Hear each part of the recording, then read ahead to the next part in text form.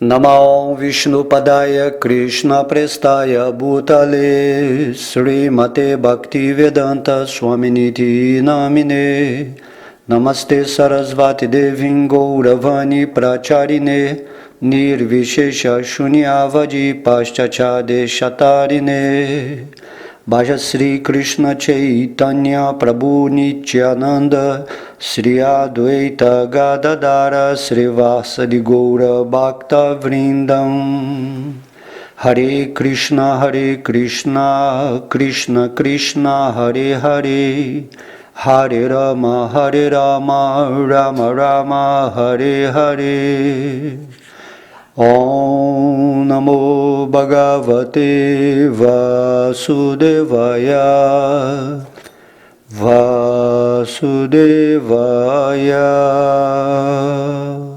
Haribô, todas as glórias aos devotos reunidos. Na aula de hoje falaremos o capítulo 4 do canto 1 do Srimad Bhagavatam, intitulado O Aparecimento de Sri Narada. Então vamos ao verso 1.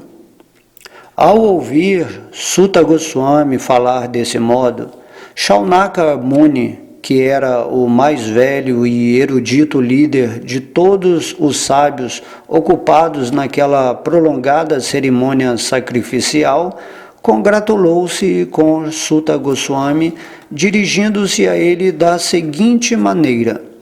Shaunaka disse: Ó Suta Goswami, tu és o mais afortunado e respeitado entre todos aqueles que podem falar e recitar. Relata, por favor, a piedosa mensagem do Srimad Bhagavatam, que foi proferida pelo grande e poderoso sábio Shukadeva Goswami. Quando e onde esta literatura primeiramente apareceu e por que foi compilada? De onde Krishna Dvaipayana Vyasa, o grande sábio, obteve inspiração para compilá-la? Seu filho, Shukadeva Goswami, era um grande devoto, um monista equilibrado, cuja mente estava sempre concentrada no monismo. Ele era transcendental às atividades mundanas, porém, sendo retraído, parecia uma pessoa ignorante. Quando Sri Vyasadeva seguia seu filho, jovens e belas donzelas que se banhavam nuas cobriram seus corpos com roupas, muito embora Sri Vyasadeva não estivesse nu, mas elas não fizeram o mesmo quando seu filho passou.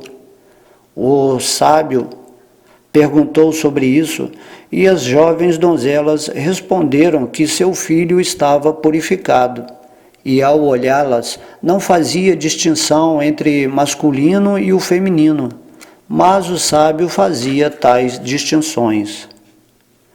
Como foi ele, Srila Shukadeva, o filho de Vyasa, reconhecido pelos cidadãos quando entrou na cidade de Hastinapura, Nova Delhi, após vaguear, com aparência de louco, mudo e retardado, pelas províncias de Kuru e Jangala. Como aconteceu de o rei Parikshit encontrar esse grande sábio, tornando possível que essa grande essência transcendental dos Vedas, o Bhagavatam, fosse cantada para ele? Ele, Shukadeva Goswami, estava acostumado a permanecer à porta de um chefe de família apenas o tempo suficiente para a ordenha de uma vaca, e ele o fazia apenas para santificar a residência. Disse que Maharaja Parikshit é um grande devoto de primeira classe do Senhor, e que seu nascimento e atividades são todos maravilhosos. Por favor, fala-nos sobre ele. Ele foi um grande imperador e possuiu todas as opulências do reino que herdou. Ele era tão exaltado que estava sempre aumentando o prestígio da dinastia Pandu. Por que ele abandonou tudo para sentar-se às margens do Ganges e jejuar até a morte? Ele era um imperador tão grandioso que todos os seus inimigos costumavam vir e prostrar-se a seus pés e entregar todas as riquezas para o próprio benefício deles. Ele era pleno de juventude e força e possuía insuperáveis opulências reais.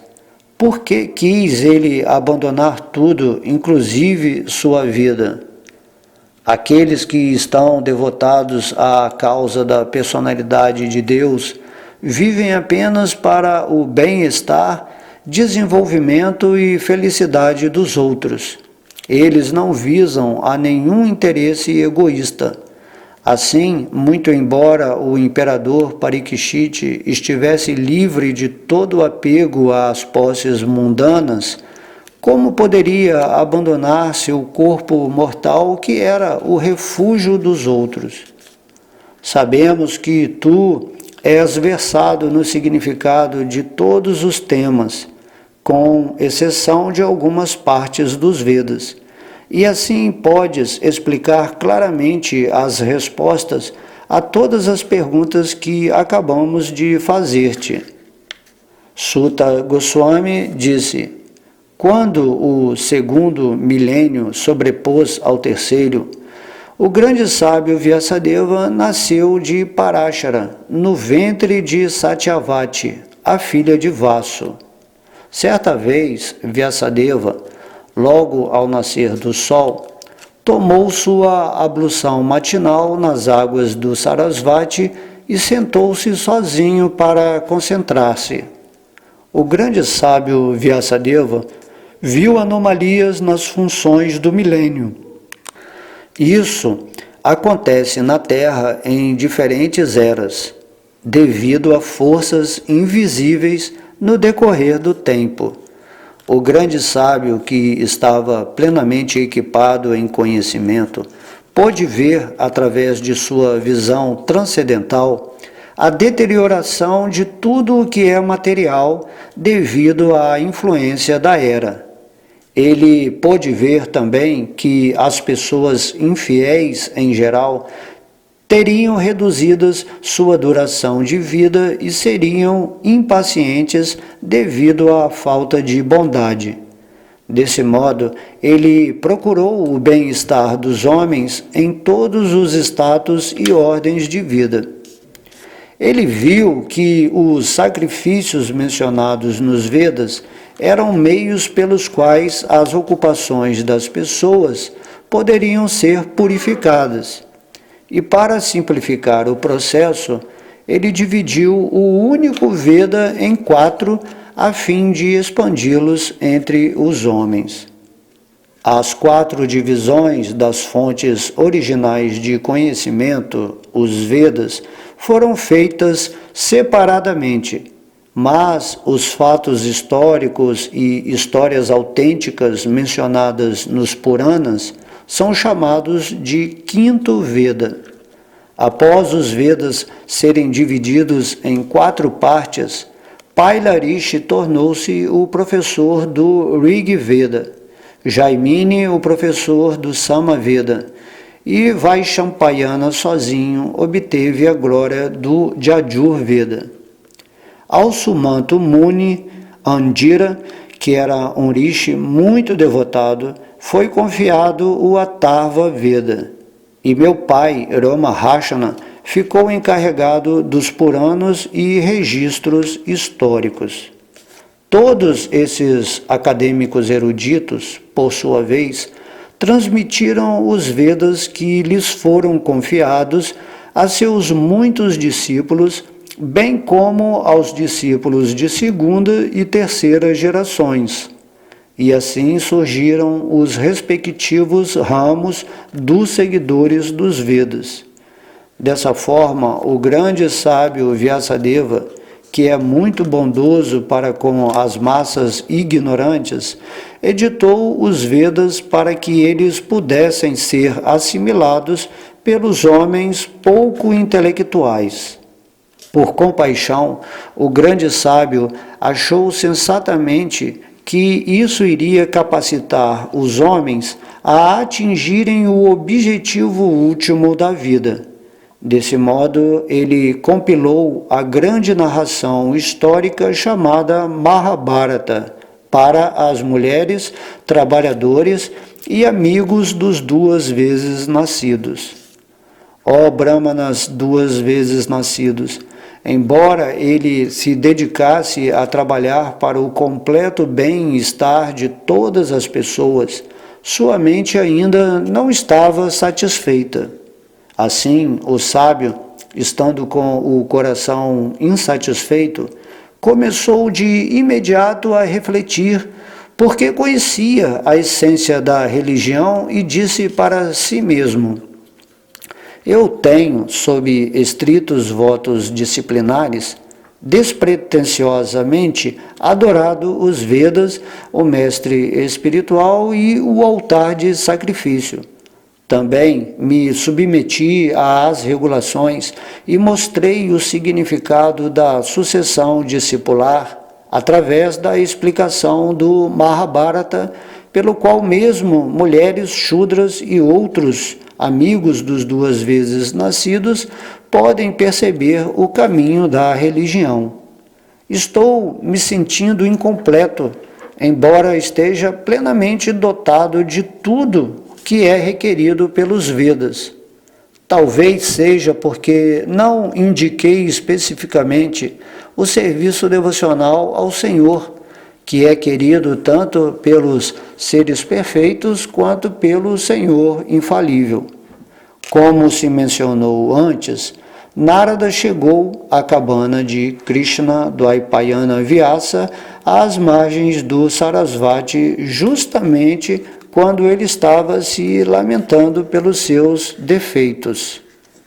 Com a auspiciosa chegada de Narada, Sri Vyasadeva levantou-se respeitosamente e o adorou, oferecendo-lhe veneração igual à que se dá a Brahmadi, o Criador.